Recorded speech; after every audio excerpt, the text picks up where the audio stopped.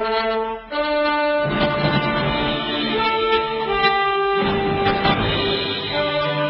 back to Shattering Myths. Let's use our noggins and determine whether or not the Germans could project a force across the ocean and occupy the United States. Because if they could not do so, then Americans who fought in the European theater of World War II were not defending American freedom.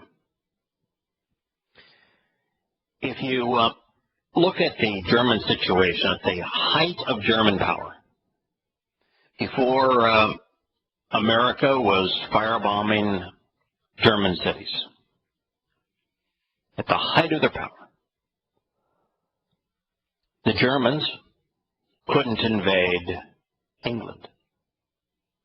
Is it 45 miles across the English Channel? They were incapable of invading England, which is considerably smaller than the state of California. So they couldn't invade and occupy England 45 miles off the coast, and someone wants to contrive a realistic scenario where it's 4,500 miles from the coast of Germany to the central coast, eastern seaboard of the United States. Not 45 miles, 4,500 miles. And that Germany couldn't occupy England, and yet it would be capable of invading and occupying the United States? It's insane. For those that think that Japan's quest was to occupy the continental United States, to think that Japan had the capacity to do it, look at a map. Look how far Japan is from the coast of California. About 5,000 miles. And then look at the size of Japan vis-a-vis the United States. Japan is smaller than just the state of California. Imagine Japan saying, okay, what we're going to do is we're going to have 90% of the men between 15 and 45 be sent to the United States, and we're going to have every bit of weaponry we can muster, that we can build to go with them, and we're going to send all of that to America, and then we're going to have 90% of Japanese men occupy America with that weaponry so as to make America a slave to Japan. It's not even remotely possible. Not even in the wildest imagination could you conceive a scenario where that was possible. Now, that doesn't mean that we shouldn't have responded to Germany the moment we learned that there were concentration camps and Germany was exterminating an entire race of people. We should have engaged. And there's ways that we could have engaged that would have had a much more efficient process of that war. And yes, when Japan bombed a U.S. military base in the middle of the Pacific Ocean, even though we had taken control of Hawaii under really far less than moral means, we should have responded. But there were ways to respond where we didn't have to sacrifice 300,000 Americans in the process, where we didn't have to firebomb Japanese cities night after night, killing as many as 50,000 Japanese women and children a night. But you cannot come up with a scenario by which the Americans who served in the Pacific Theater were fighting to defend American freedom. It's just not possible. I know that's not popular, but that's the reality of it. And if you go back further and you're dealing with World War I, we fought for banking interests. We sent Americans to die, again, based on a lie, on the story of the Lusitania. Think of the Spanish-American War and the Lie of the Main and why we actually fought it. It's because we wanted what they had. The Mexican-American War, the same thing. We fought it because we wanted to take what Mexico had. It's not a pretty picture. There is no American that lost their lives in the Civil War that sacrificed their lives for the freedom of Americans. The North didn't fight to end slavery any more than the South fought to perpetuate slavery. It's a travesty that we continue to rewrite history to create the impression that our military is somehow responsible for our freedom. They're not. As a matter of fact, when you combine the annual expense of spying in America, and even the NSA is run by the military, the Veterans Administration and the military budget, combined it's $1 trillion a year. The cost of the $1 trillion is bleeding the country dry. It's making Americans vastly more vulnerable. Every year we squander another $1 trillion when all we do with our military is make bad situations worse. Our military is not providing for freedom. They're consuming freedom. We cannot afford to have a military larger than the rest of the world's combined. When we have it, we talk belligerently. We provoke countries like Russia and China. We are an aggressor. We're living a fable. There is no such thing as American exceptionalism. There is no such thing as manifest destiny. The history of America is of 101 wars. In the 400 years since the first Europeans came here and began to slaughter the native peoples, taking their land. This is not something we ought to be celebrating. It's something we ought to be exposing and condemning. It's this same killing machine that has killed some 4,000 people, civilians worldwide, with our drones.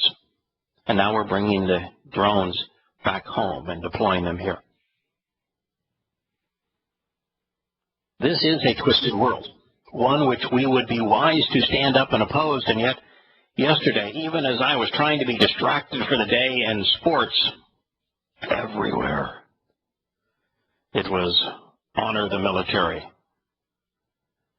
and the sacrifice they are making to maintain our freedom. It's not true.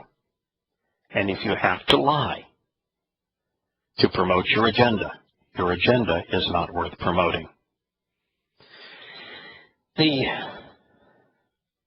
most vicious international twisting, the worst, most deadly twisted world is the world of Islam. Islam is responsible for 99.9% of the world's terrorist acts. There was a glimmer of Islam at play in the Jewish Museum in Brussels on Saturday, on the Shabbat, as 3 Jews were killed. And while we do not yet know the perpetrator, they do have pictures of him, but his identity has not been released. The Belgian Foreign Ministry said that it was a terrible atrocity and that you can't help but think that when you see a Jewish museum and murders therein, that this was an anti-Semitic act. And indeed, that's what we will find. This morning, before we, over the next 2 or 3 segments, I want to talk about Pope Francis's trip to the Middle East and how devastating what he is doing actually is. He is head of what I think is the single most twisted and deadly institution in human history. Now, while I will acknowledge that Roman Catholics aren't killing as many people as Muslims are today, that the Roman Catholic Church has been at it longer than Muslims have, and that collectively Eastern Orthodox and Roman Catholic Christianity have been more deadly than has Islam. Now that's a comparison that you ought not want to be on either side of that equation. But here's the head of this anti-Semitic organization. Francis not only opposed the creation of Israel, not Francis, but the Roman Catholic Church not only opposed the creation of Israel, it was born hating Jews. It was born out of a milieu where Jews were scapegoated, and it has never grown out of it. We've mentioned World War II. The Roman Catholic Church did not oppose Adolf Hitler. In fact, there are those who would claim that they supported Adolf Hitler. What we know for certain is with the Ustashis in the Balkans, that the church played a very active role, that its fathers and bishops, priests, played a very active role in running the concentration camps and providing the means to torture Jews and Christians, Protestant Christians, mostly Eastern Orthodox Christians, actually, throughout Bosnia and Serbia, and that they were aligned with the Nazis in the Balkans, and that, as I said, they were opposed to the creation of a Jewish state, even though they claimed to speak for the God of the Jews. They claimed to be the vicar of Yahusha on earth, and he was Jewish. They know that the Torah, prophets, and Psalms speak of the promised land of Yisrael as being God's. And they know that the chosen people are Jews. And yet, hypocritically, this Pope flew into a place that he called Palestine. And he said specifically that I flew into an area that was under the control of the Palestinian Authority and into a place called Palestine. And I did so on purpose. And yet there is no place called Palestine. There's actually never been a place called Palestine. Even when the Philistines lived in Gaza, they did not call their land Palestine. They were not Palestinians, and they do not exist. They were annihilated long, long ago.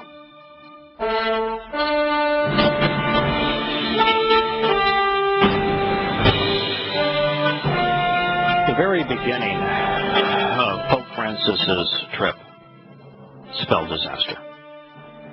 Again, if you have to lie to promote your agenda is not worth promoting.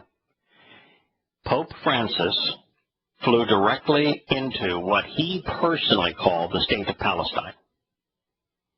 There is no state of Palestine. There has never been a Palestinian people. There has never been a state of Palestine.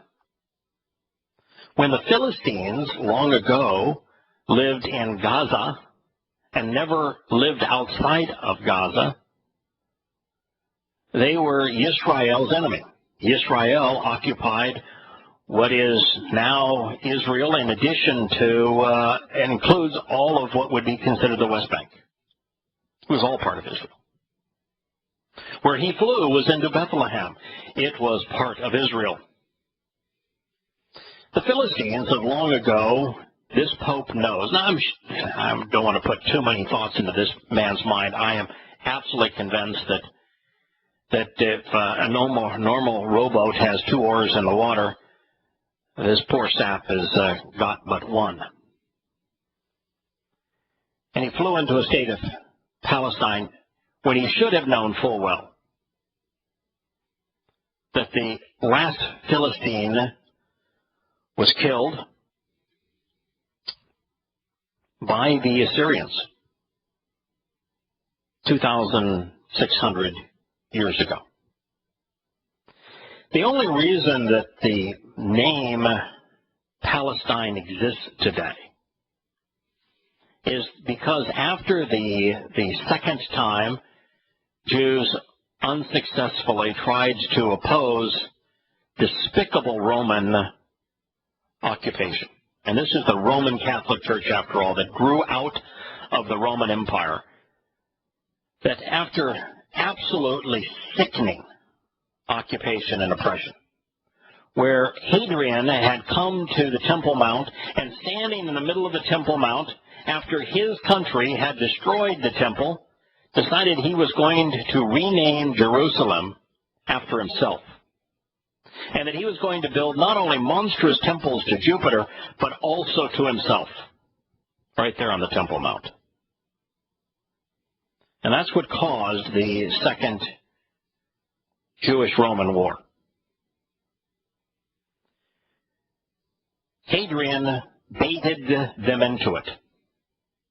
He knew that there was no way that they would stand for him building a shrine to Jupiter where Yahweh's temple had stood, where they had destroyed Yahweh's temple. And he knew that renaming Jerusalem after himself and building monstrous temples to himself wasn't something that they could endure. And so he baited them into the war that enabled him to eradicate them, and he all but did.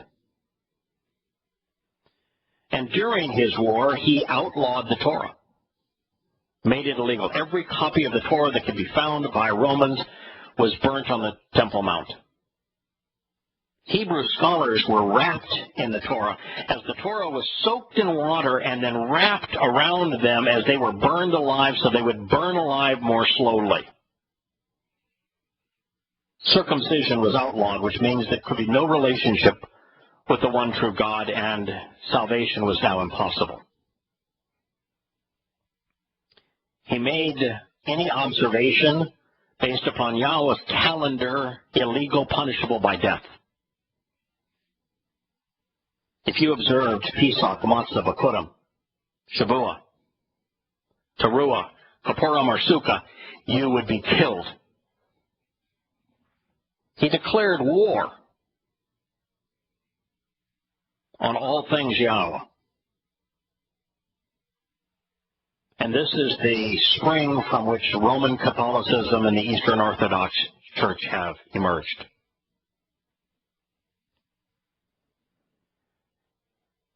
In addition to those things, the province of Yehuda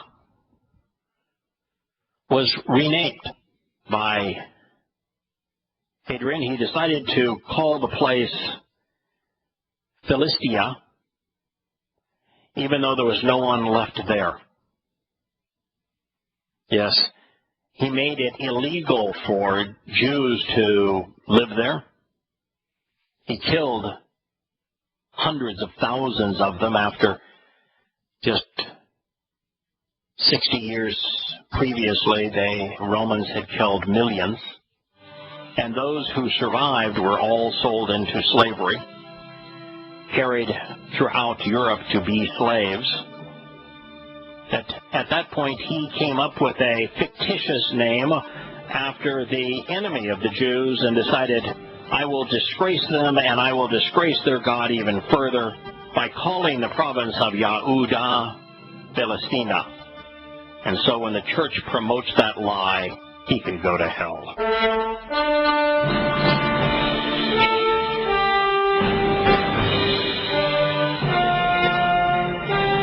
If you have to lie to promote your agenda, if to make military service look like it is a sacrifice that provides freedom for the country, if you have to lie, then your agenda is not worth promoting. It's not true. The same thing is true with Pope Francis. He deliberately called the place that he flew into Palestine as opposed to Yehuda, as opposed to Judah, as opposed to Israel. He knew that there was no place called Palestine. His church was born out of the very empire that came up with the false name. He knows it. When you have to lie, when you have to create a mythical state and a mythical people to promote your agenda is not worth promoting. He then called a boss a peacemaker. A boss is a member of Fatah and the PLO. Those are terrorist organizations. He is a peacemaker only in the sense that he wants to tear Israel to pieces. Francis and his entourage flew a helicopter from Amman, it's in Jordan, to Bethlehem, which he called in the Israeli-occupied West Bank. It's not Israeli-occupied. I have been to Bethlehem. I can tell you for certain it is not Israeli-occupied. There are no Israelis in Bethlehem. Long ago, more than 20% of Bethlehem's population was Christians. There are hundreds perhaps now. They represent a tiny fraction of the population, perhaps as little as 2%. They have gone from 20% to as little as 2% over the last 20 years. And this Pope doesn't have enough oars in the water to figure out why there are no Jews in Bethlehem. How in the world Bethlehem can be considered Israeli-occupied when there are no Jews occupying it? This guy doesn't have enough oars in the water to figure out why there are so few Christians in Bethlehem and how their number has been decimated from 20% down to about 2%.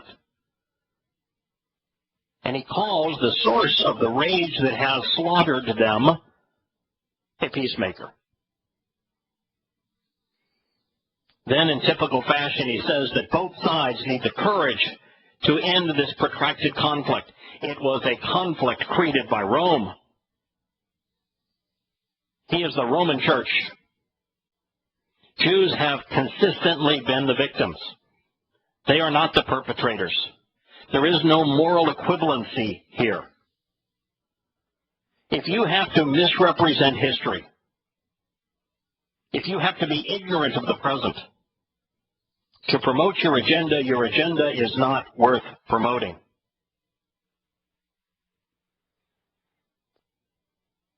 As he was in Manger Square, he was surrounded by a separation barrier which divides the West Bank and Israel. It's why the West Bank places like Bethlehem are not occupied, they're unoccupied by Jews. And as he traveled, the first news reports was that it was a spontaneous surprise visit to a section of that wall, when in fact it had been planned. And the very spot for the photo op had been selected. And the Pope played right along with the planning. And he went over to this wall and made it sound like that this wall was a terrible travesty against the mythical people known as the Palestinians, never bothering to realize why that wall was there. I've been on both sides of that wall. When I met with Al-Qaeda and Hamas and Hezbollah and Oscar Martyr's Brigade, I was taken through a checkpoint along that wall. The last Jew that I had contact with bid me farewell, said, "I will probably never see you again. Where you're going, we cannot help you. You will never return unless you were on God's mission." I remember driving through the streets that the Pope drove through, and all of the businesses were shuttered. The men outside were doing nothing. No one was working. The children were playing guns. As I would go down the streets, I would have little children taking weapons and pounding the windows of the car against the side that I was sitting and pointing the guns at me. It is a very disturbing place. That wall exists to keep the animals away from the civilians. That wall in Bethlehem was conceived after the Intifada, where the head of the PLO, the very organization that Abbas represents, told Jews not to go to work. That even though they should be told Muslims not to go to work, even though the Muslims living in Israel were citizens of Israel, which does not happen in Islamic countries on behalf of Jews, even though they could participate in the democracy, even though they were part of the same educational system, same economic system, they were part of the same healthcare system, that they were the healthiest, that they were the most prosperous, they were the freest Muslims in the world, and the best educated Muslims in the world. Yasser Arafat said, this is an embarrassment to us. We don't want you to go to work again. We want you instead to kill your employers and their families. Slaughter them. And Muslims did. And that wall was put up to keep the terrorists out of Jewish communities. That's why it was erected. Now, to suggest that that wall exists as a means to oppress the mythical people known as Palestinians requires you to completely disassociate it from Islamic terrorism. Why in the world would this Pope allow himself to be seen, pictured there? It's reprehensible. It gets worse, of course. Along the way, for prearranged stops, this Pope would call Bethlehem. It says it looks like the Warsaw Ghetto. What a piece of crap the pontiff is of the Roman Catholic Church. The Warsaw Ghetto was a ghetto because the Nazis falsely labeled the Jews as the source of their shame, of their economic ruin, when exactly the opposite is true with the Jews relative to the Muslims living there. It was the Nazis that rounded up the Jews and then built fences around them. That is not what the Jews did. The Jews invited the Muslims who were living there to partake in their new freedom, in their land, and to be citizens with them, and to benefit from the economic opportunities and the political freedoms that would emerge. And it was the Muslims who decided to kill Jews. The Muslims are the Nazis in this case. They're not the Jews. It's the opposite. This Pope had to lie to promote his anti-Semitic mission. Anyone who does just a touch of history knows that the separation barrier was built during the Second Intifada, or Palestinian or Muslim uprising in the 2000s. And it was designed to reduce terrorist attacks, and it was successful. This piece of crap, this masquerading in the white gowns and pagan garb of Christianity, as the Pope of the Roman Catholic Church, even had the audacity to call it an apartheid wall, when the opposite is true.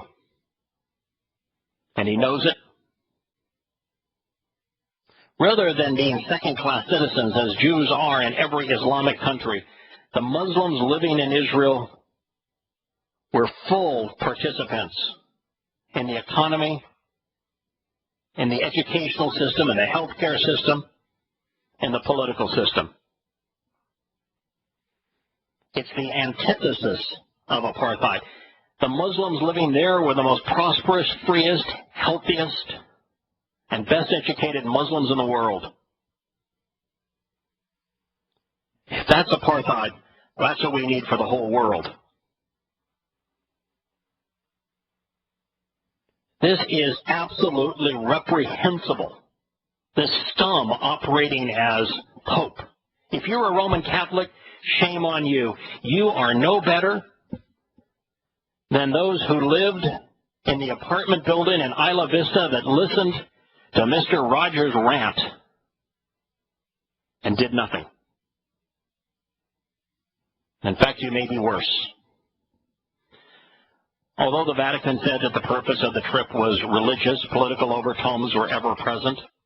Yes, you see that as he had his Sunday Mass in Bethlehem, the Jesus, who, last time I checked, Yosha was Jewish. Well, he was dressed in the Palestinian Muslim keffiyeh. His father was wearing the black and white headdress made famous by the PLO leader Yasser Arafat.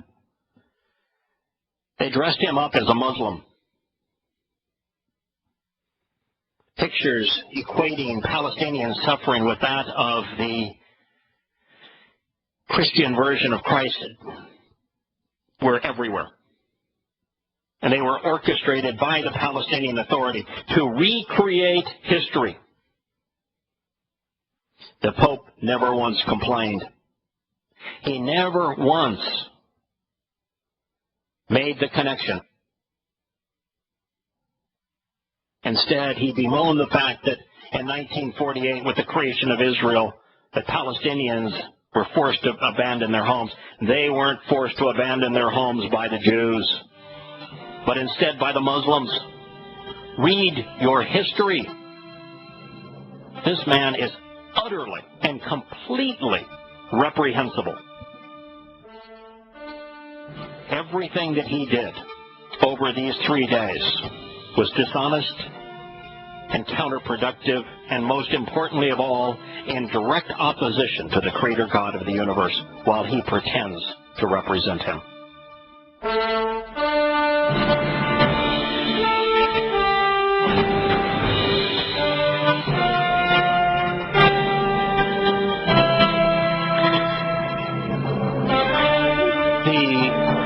In Bethlehem and the large billboards that had been orchestrated by the Palestinian Authority to recreate history, to revise history so that the Yosha, who was a Yehudim, he was Jewish, was made to appear as an Arab Muslim, wearing all the garb of an Arab Muslim. That revisionist history is part and parcel of what drove Greece and Rome. They were spectacular at creating histories that were untrue, just as Hadrian renamed the province of Yehuda Philistia. The problem, though, is not just the fact that the Palestinians, to create their claim to the land and to justify the Pope's visit, had to create images of a recreated false history, and then talked about the recreated false history as if it were true. The Grand Mufti of Jerusalem, Muhammad Ahmad Hussein, was a keynote speaker, speaking right beside the Pope when the Pope was using the Dome of the Houthi Prince, the Dome of the Rock, which sits on the site of the temple, on the Temple Mount, as a triumph of Islam over Israel and of Allah over Yahweh. With that as his backdrop, the Pope was sitting down. The man who gave the keynote speech was the Grand Mufti of Jerusalem. The Grand Mufti of Jerusalem, his predecessor, was the man responsible for the final solution, the man who actually conceived the idea of murdering millions of Jews during the Holocaust as opposed to deporting them after robbing them, which is all Hitler was interested in doing. This man, Muhammad Ahmad Hussein, bears the same last name as the Grand Mufti of World War II fame, who was the head of the Waffen-SS, the only non-German SS units comprised entirely of Muslims. Just a year ago, he preached that the appropriate fate of the Jews is for them to be exterminated. In 2012, a little over a year ago, just this man that the Pope chose to deliver the keynote address on the Temple Mount in Jerusalem had proclaimed that the proper fate of Jews in their land was their extermination. He referred to the Jewish people as the descendants of apes and pigs. Why did he say that? Because it's in the Quran. That's what Allah says.